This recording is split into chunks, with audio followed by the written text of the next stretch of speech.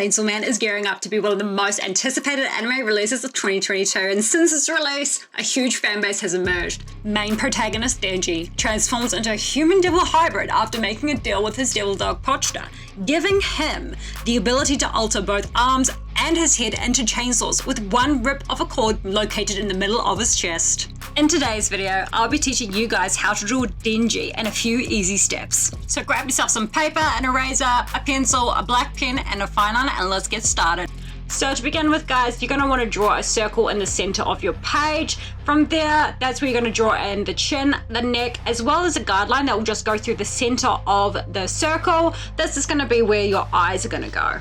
So now with the fresh guideline that we've just put in, you're now going to draw the eyes. So make sure there is a bit of a gap between the eyes. From there, draw in the pupils. So halfway down from the eyes, you're then going to draw in the nose, and below that, you're going to draw in the mouth. So don't forget the small details such as the sharp teeth, because that becomes very important to his character. So once we're finished with the mouth, guys, we're just going to rub out the rest of the guidelines that we've left on the face, and then what we're going to do is we're going to make a midpoint section, and that's just going to help us start off with drawing the front of Denji's hair. So after we have finished drawing in the first half, we're just going to finish it off, and then that will just be the finishing of the front of his hair, and then we'll just continue with some more steps just to finish off the rest of his hairstyle. At the top of the circle again, we're going to do a midsection, and then we're just going to draw in the first half of the back of his hair. Keep it nice and loose, you don't want it too tight or it starts looking really unnatural. Now do the same thing again, guys, but just on the opposite side. You don't want to redo something you've already done. So now that we're done with the hair, we're just going to rub out the guidelines, and then we're just going to put in his ears, as that was kind of an important feature I did forget to draw in.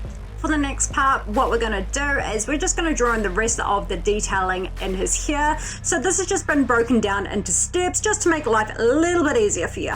To finish off this handsome devil's face, we're just going to go and put in some eyebrows as well as some creases here and there.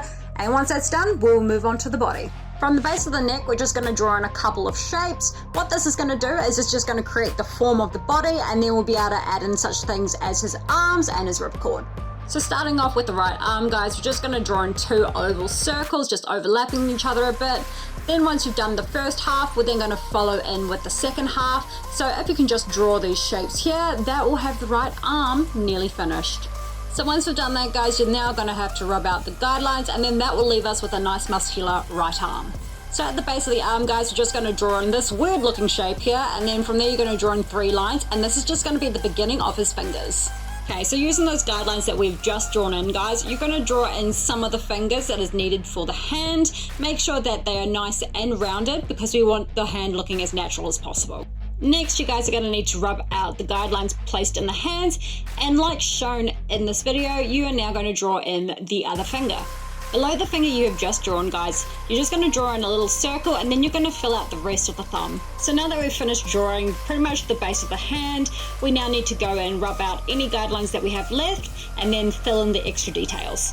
Just below his shoulders, guys, we're going to draw in the collarbone, and then we're just going to start off with the right side of his pectoral. So now we're going to fill out the rest of his pecs, and then we just need to do a little bit of side work just to add some detail and some shape to his body. So now that the torso is kind of done, what we're going to do is we're going to draw in the left arm. So what you're going to need to do, guys, is you're going to need to draw in 2 overlapping ovals, and then you're going to need to do a curved line going kind of straight down. So we should probably get this dude some pants, to be honest. So what we're going to do is we're going to start off with drawing the top band, and that's just going to form the belt.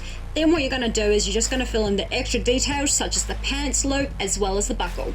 Once your buckle is all done, guys, what you're then going to do is you're going to draw in some creases into his pants to give him the effect of jeans. You're then going to rub out the guideline that's just going in between his torso. From the center of his chest, guys, we're going to draw in a line and then kind of a triangle, and then what we're going to do is we're going to make it look like that the ripcord is being wrapped around his finger and is ready to pull.